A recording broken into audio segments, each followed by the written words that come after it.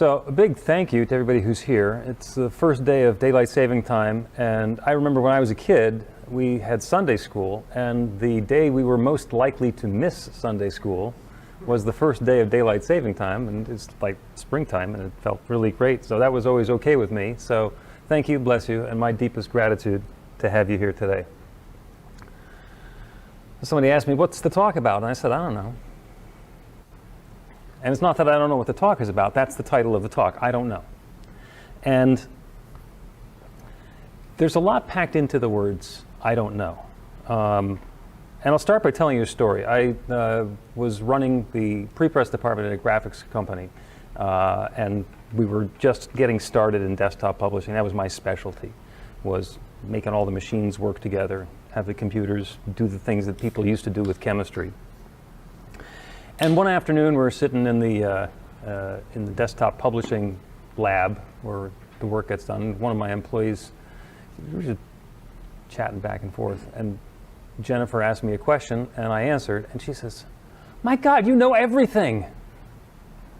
And I said, "Why do you think that?" She says, "You always, whatever the question is, you always have an answer." I said, "Jennifer, 3 minutes ago, you asked me this question." I don't remember what it was at this point. And you remember what I said? She said, "Yeah, you said you didn't know."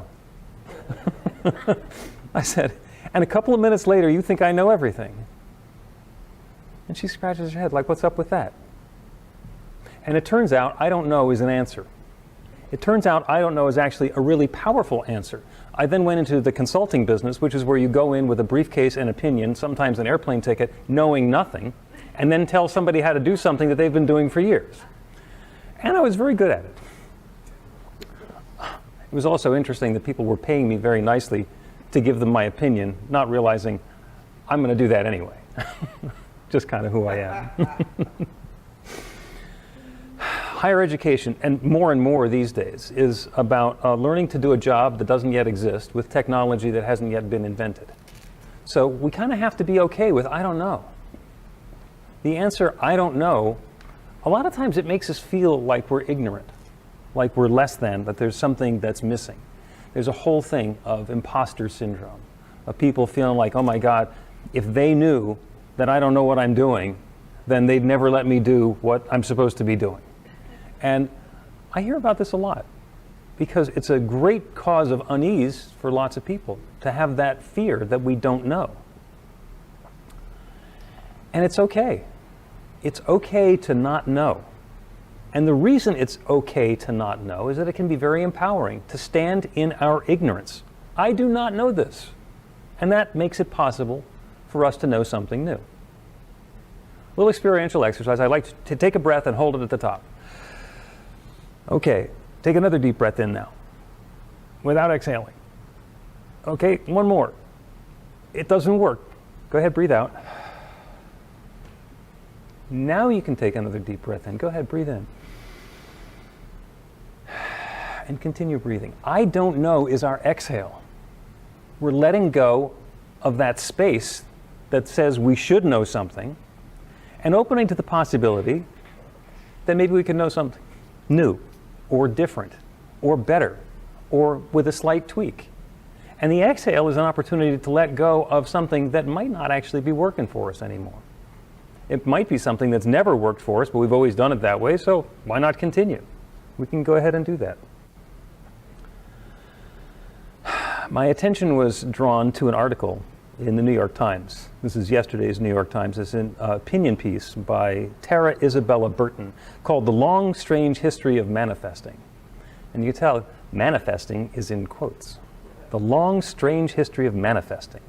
And I'm going to read the beginning of it before I start to take issue with Tara Isabella Burton.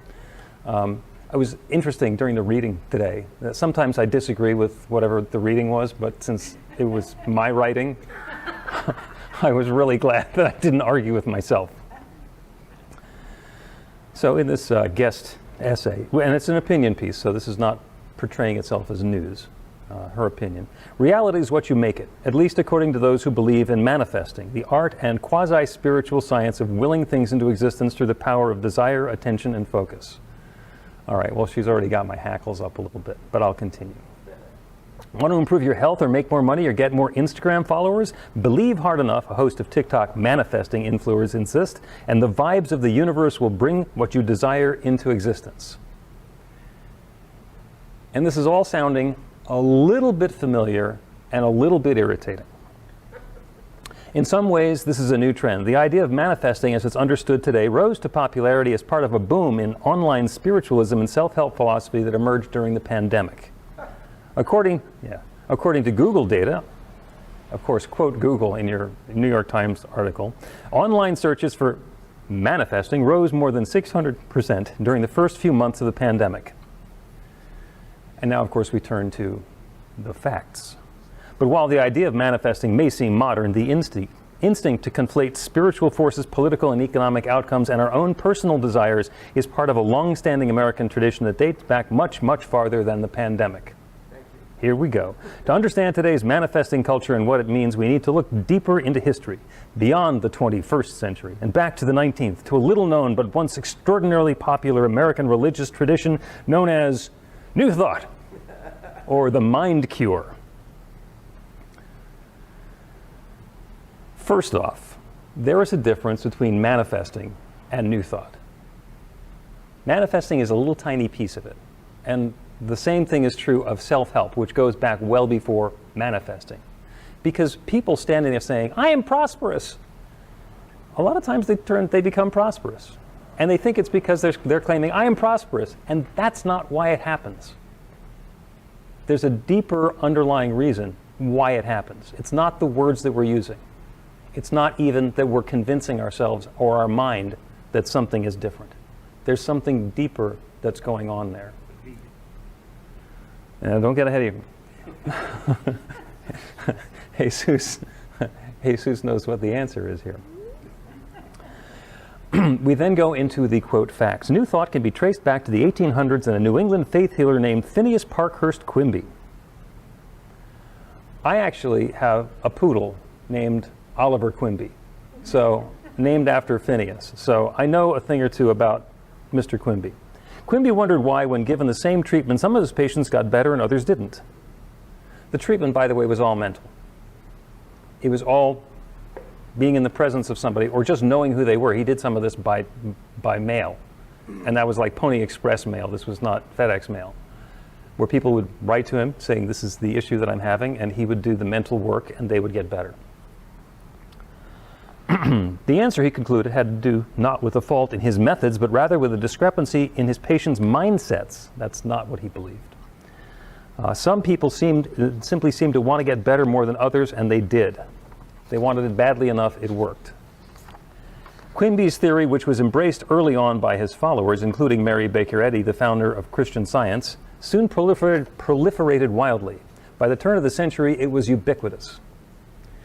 And goes on to talk about all of the books that were done there. Now, the interesting thing is, the article is supposed to be about manifesting, and suddenly we're talking about New Thought and a mental spiritual process that was invented 150 years ago. The process works. And as I often say, manifesting and affirmations work right up until they stop working. Because what happens is it's not done unto you as you say. It is not done unto you as you want, or as you affirm, or as you claim. It is done unto you as you believe. And the good news and bad news in all of this is that if you're having an experience in your life that you don't like, you can change it. You can have a different experience in your life. And to begin with, you have to believe that that can happen. If I have my victim consciousness and say, people are always mean to me. I want people to be nice, but people are always mean to me. Every time I meet somebody new, they're mean to me. What are you asking for? You're asking to meet people who are going to be mean to you. And the universe will say, yes, because that's the only answer that the universe gives. So the article goes on to discuss that this Gilded Age optimism about human potential had a dark side, that it blamed people when they weren't having the experience that they wanted. And if we're being superficial, yes, it does. And that's not true. The important part is, it's our belief. If I am being trod upon by somebody and I want to have a different experience, the first thing that I need to do is get myself out of that situation. What do? We exhale. And that's not necessarily an easy thing to do. The article goes on to talk about how a lot of people in positions of power in the 1900s and in the 20th century, we're saying, well, people are in that situation because that's what they're drawing on themselves. So we don't need to help people who are poor. We don't need to help people who are downtrodden. We don't need to do this or that, because if they really believed that they deserved it, then they'd have a better life. All the while stacking the deck against them so that all the money would go into their corners because that's what they believed. I'm going to wind up with all the money.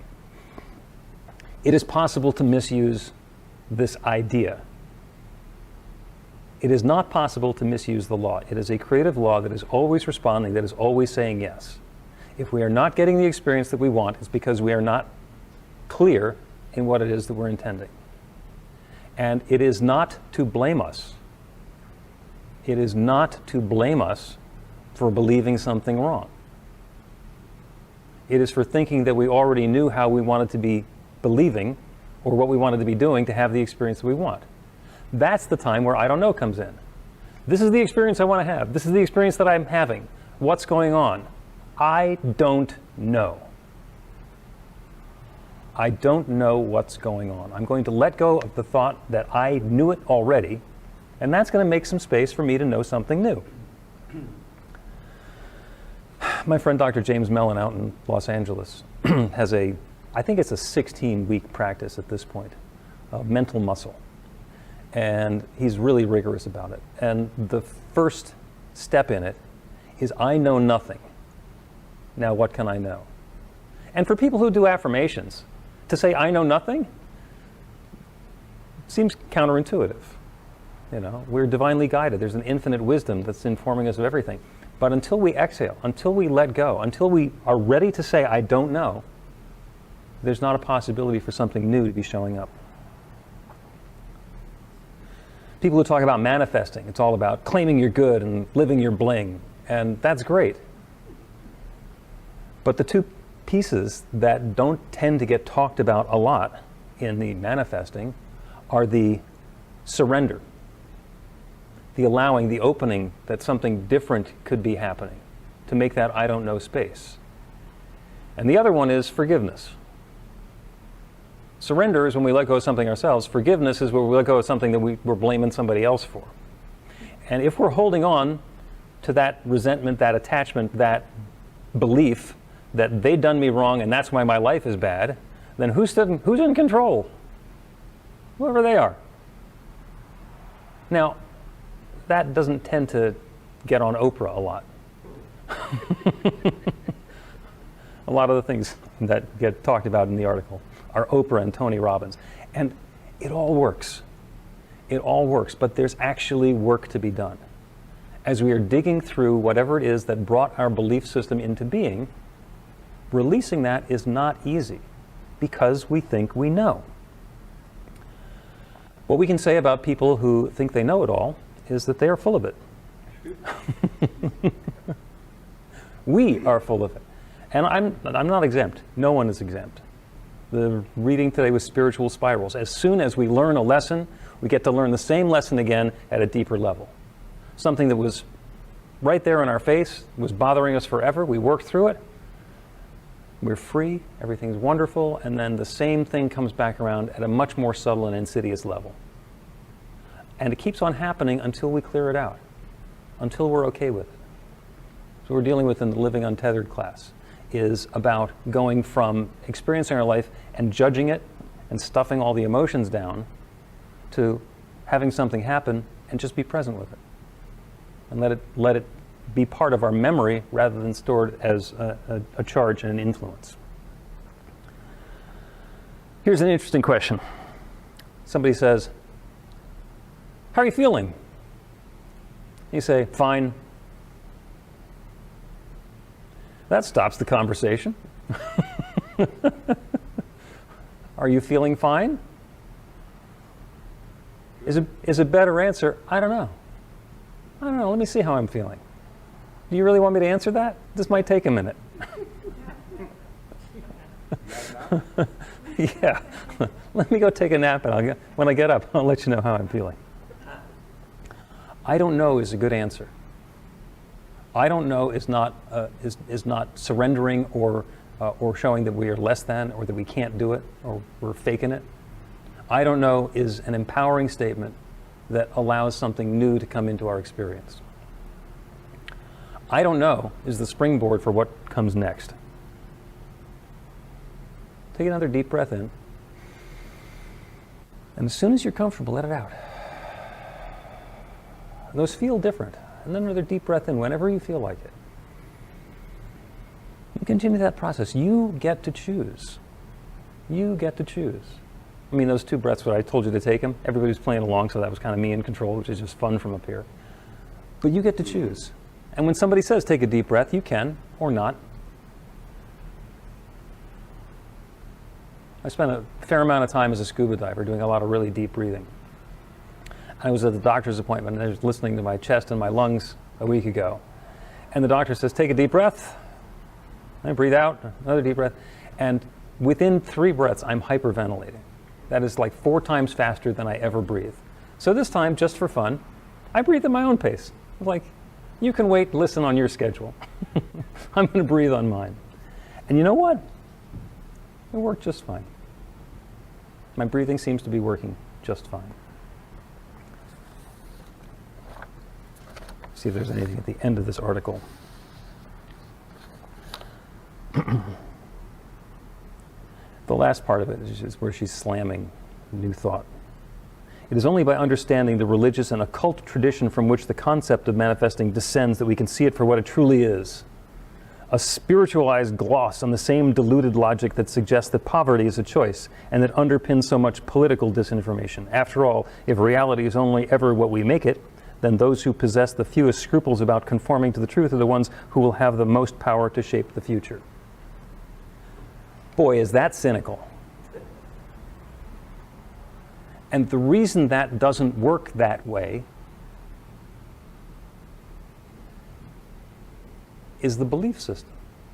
Because the people who are busy crushing people under their iron heel, yeah, on the one hand, they're crushing people under their iron heel, but they're also believing in a world that has people crushing people under their iron heel. And eventually, the people will put a stop to it, and perhaps there will be an iron heel for them, because that's the way it works. So, all of this, the person who sent me the article, I said, about 50% of this is 100% true. That's still an F.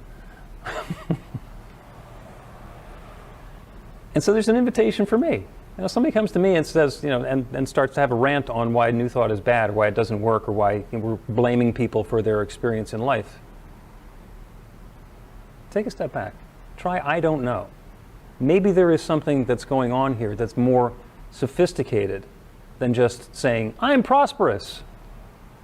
I have my perfect job. I have 10,000 TikTok followers. All that stuff winds up being a side effect of changing our belief system. The effect is becoming more fully aware of the true spiritual nature that we are, of who we are, of what we are. And the side effect is the prosperity and the health and vitality and comfort and relationships and great jobs and creativity and expression. So what are you going to do next? I don't know. That's the right answer. I don't know. But I'm going to do it with joy. I'm going to do it with glee. I'm going to open myself up to that divine guidance and allow the infinite to suggest to me, maybe there's something that I can do next. Maybe there's something that I can know. Maybe the same thing is true for each of us. I don't know. I think so. But in any case, you deserve to find out. Blessings for all of us. So it is.